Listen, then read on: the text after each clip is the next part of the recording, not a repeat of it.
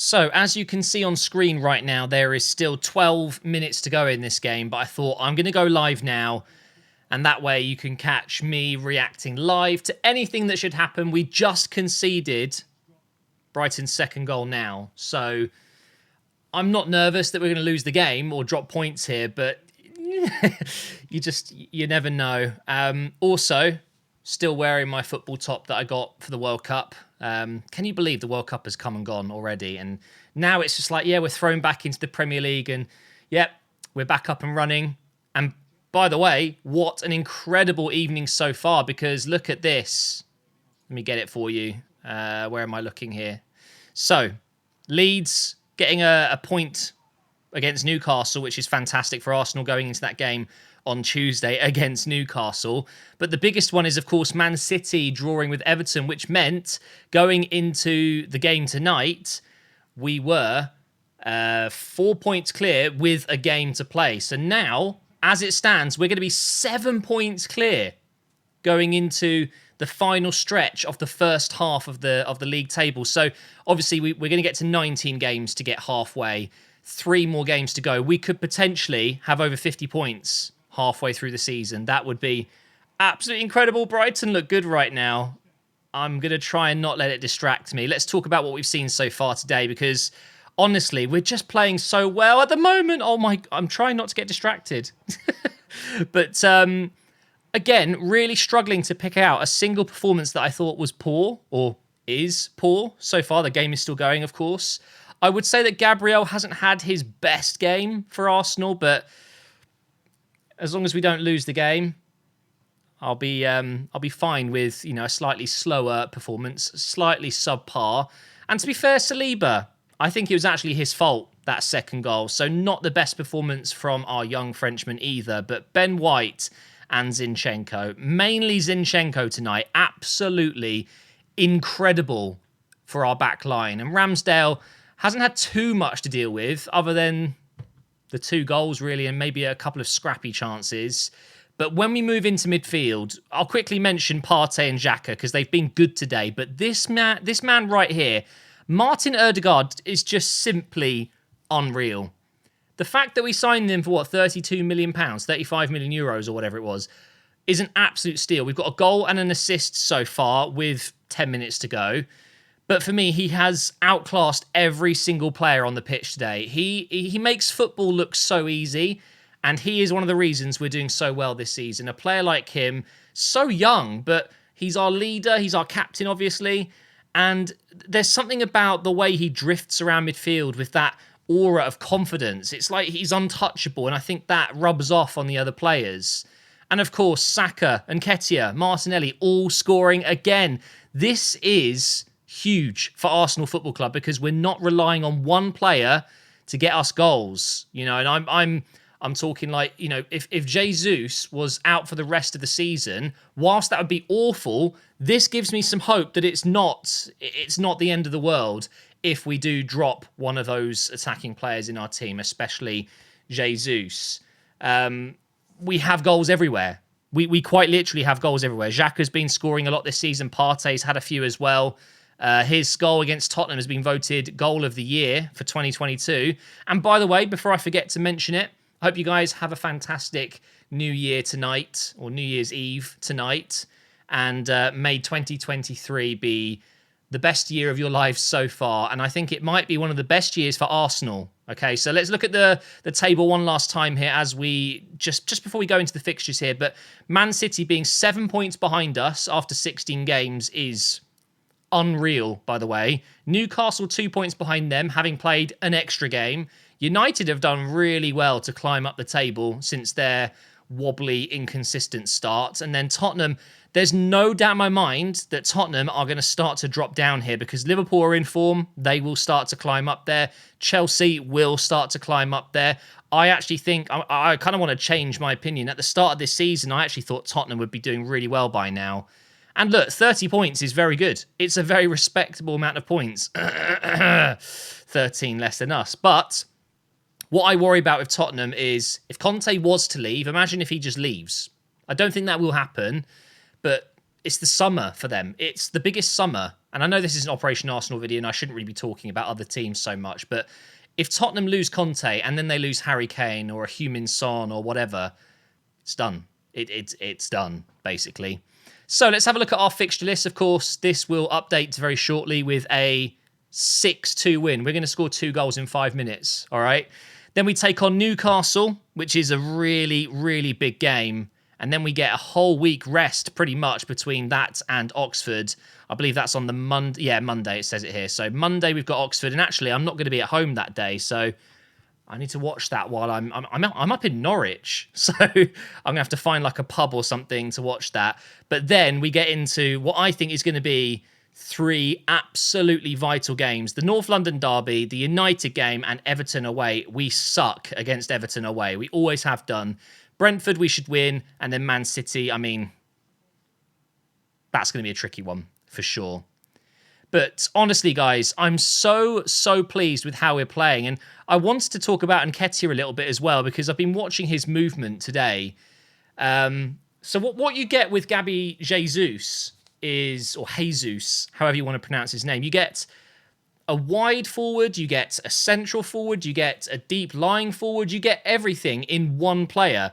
He does everything. Now, what you get with Nketiah is something a little bit different. You get what I would like to class as just a poacher. But what we're seeing is him, and especially under Mikel Arteta over the last few years, is a bit more of that complete striker. He is dropping deep. He's making those one-touch passes to link up with the wingers. He's getting in the action outside of the box, not just inside the box. And I think that's going to be key for Nketiah if he wants to stay at Arsenal and be that main man, maybe in the future ahead of a player like Jesus. I don't know if he's ever going to be at that level. Who knows? He's got the potential, but if he wants to stay at Arsenal and be the main man to come on in these periods where Jesus is injured or suspended or whatever, then he has to improve in every area outside of being just a poacher. We know he can finish. That goal the other day, incredible goal. Really nice finish against West Ham. Today's was a scrappy goal. It's just come off his shin, I believe. And it looks like Rob Holding's coming on. Take off Gabriel, please. He's on a yellow. We don't want any red cards.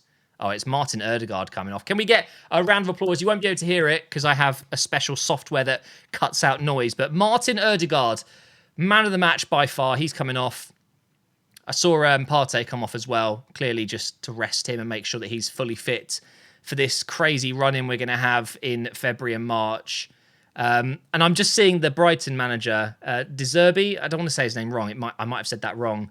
I've seen on Instagram that Mudryk is posting a picture of Mikel Arteta and the Brighton manager together, and he's put over the top 2 top coaches. I love that so much. Of course, ex-Shakhtar manager and future manager, because he's joining Arsenal. We all know it's going to happen. It's just down to price. But to finish on Nketiah, really, really happy with how he's coming along. He's doing a very good job of effectively, I mean, I can't believe I'm going to say this, but we're not missing Jesus too much. And I think when Jesus picked up the injury, my heart sank and I thought that could genuinely affect our title chances a lot. But Nketiah has stepped up. So fair play to him. He's not the finished article and neither is Jesus. But he's doing a really, really good job. But let's talk about Mudryk as we've got 3 minutes to go or how many minutes added on. But what do you think we're going to do with Mudryk? Now, please get your comments in there, down below in the comment section, guys, especially you Arsenal fans. How would you get Mudryk into this Arsenal side? Because I'm looking at this here. Mudryk likes to operate down this left side. He can play on the right. He can play through the middle, but he's effectively a left-sided winger. How do we get him into this? Oh, no. Oh, no. Brighton have scored. We're going to see it happen here. It's Mitoma, I think. From a corner. I can't believe this. This is going to get a bit squeaky bum time now, isn't it? So it's come from the corner. Oh, it's a really good finish. That's kind of what Mudryk does. Speaking of Mudryk, It's taken 2 deflections on the way in. Very small, minor deflections. Oh my God, this isn't happening, right? This isn't happening. We can't lose this or draw this. I think it's getting checked. It has gone to VAR. Checking for offside. No, it's fine. It is onside. Anyway, as I was saying, oh, it's offside. How is that offside? That doesn't look offside to me. I think Brighton have been very unfortunate there. That does not look offside, but anyway. I guess Arsenal have got lucky. Well, is it luck? I think we deserve this. The amount of times these decisions have been a bit on the dodgy side. But it is offside. Confirmed. 4-2. Okay, crisis averted. Mudryk, as I was saying, if he comes in, I have to imagine he's going to be a player that is just backing up for Martinelli and Saka. And I guess we could maybe see him being played through the middle. But if anything, I would imagine that Martinelli would move into a central area, up this area here, and then Mudryk could play down the left. It's obviously not a signing to be thrown into the first team straight away. I don't think that's what he's being signed for. But the figures I'm hearing, 75 million euros is the latest I've heard. That is a lot of money for a player that might not actually get into the first team all too often. The other position that we haven't talked about really is like a number 10 role. So when Arsenal line up, and by the way, it's 6 minutes added on, so you've got me for another 5-6 minutes here. I'll try and discuss things as I'm watching the game here. Brighton really going for it. Fair play to them. When we play this 4-3-3, what you have to remember is we play with inverted wing-backs. So Zinchenko actually ends up kind of in this area. Ben White will stay wider, but also will come inside. If one of those players tucks in, the other one pushes out. He'll stay wider. That's it in a nutshell, right? And also, it means Partey and Xhaka drift into central areas as well. So Ødegaard has the freedom to basically play as a 10. He's a false number 10 playing at number 8. And it works really well. So, Fabio Vieira, anyone? I think that's his position. So then I'm starting to question, what would Mudryk's position be in that situation? And also, Emil Smith-Rowe is coming back from injury. So, look, don't get me wrong. I think Mudryk is going to be a fantastic player for Arsenal. If we sign him or not, he's going to be a great player. De Zerbi, again, I'm sorry if I'm getting his name wrong, but he has said that he reckons Mudryk could win a Ballon d'Or, that he's that talented. But I can't help, and I'm hoping I'm not the only person thinking this, but do we actually need him? Genuinely, if you really think about it, do we need to be spending 70-odd million euros, which I think is going to be the final price, on a player that doesn't necessarily fit a gap? We don't have a gap in that area. If this was a central midfielder, I would understand, or if it was potentially a striker, I would understand. Mudryk is a Martinelli, a Smith-Rowe, possibly a Fabio Vieira, a Saka, over on the right side being left-footed. He's obviously right-footed. I'm just trying to get a picture of what Arteta's building, and it does have me thinking that maybe there's a player in our ranks right now that he just doesn't particularly trust. Is it Smith-Rowe? Does he not think Fabio Vieira's the one? I can't imagine that. It doesn't make any sense. So please let me know your thoughts down below. Maybe this really is just building for the future. You look at teams like Man City, they take off a winger and they bring on Mahrez or whatever. They have so much strength in depth. Is it just a case of making sure that we've got adequate cover for our wings and through the middle? It might genuinely be that Martinelli is going to be shifted into the middle more in the future of his career. I don't know. If we were looking at central midfielders, though, I think it would make more sense in this area here that, when Partey gets injured, we do seriously miss him. And I think he's actually the biggest part of the... Oh, God, almost broke my chair. He's the biggest part of our puzzle. I think when Partey eventually, I don't want to say fizzles out, but in the next few years when he's maybe not as effective as he is right now, I mean, he's at the peak of his powers right now, but he's 30, we're going to really struggle to find someone to cover that position. And I'm just thinking to myself now, 75 million, I mean, that gets you a top quality young defensive midfielder that we can mould and shape into a Thomas Partey. Yeah, maybe there's more money than we think. Maybe the plan is in summer next year, or maybe the summer after, that we would then look to bring someone in there.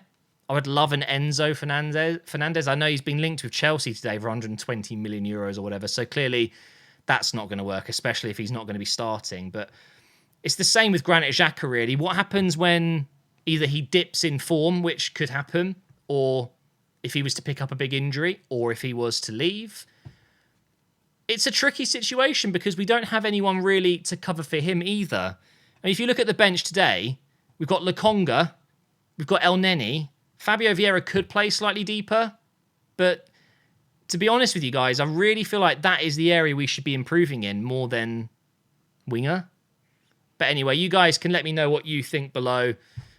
We've got a minute here until the end of the game. There's no doubt in my mind we've won this match, and we are actually top of the table by... Where is it? 7 points. Oh my God. It's not real. I feel really bad about my prediction. At the start of the season, I actually thought Tottenham would finish above us. I didn't see this coming, but I've got to be honest, I don't think many people did. Who saw this coming? I'm just absolutely over the moon with this football club right now. It's not just about being top of the league. It's how we're doing it. It's how we're winning games. It's Mikel Arteta. It's all of the staff on the side of the pitch today, just seeing the... I guess it's just an aura of professionalism, discipline, and you can tell that the players are happy. Everyone's playing for each other. Like when Martinelli scored his goal, I thought Saka would have been disappointed that he didn't get the pass. He could have easily squared it across. But Saka runs over and celebrates with him like it's nothing. And that's great team mentality. They're happy for each other to do well. But there it is, guys. A 4-2 win. One of the longest Operation Arsenals I've done in a while. But Martin Odegaard does get man of the match. Arsenal do go 7 points clear. Newcastle on Tuesday. Oof, that's going to be a good one.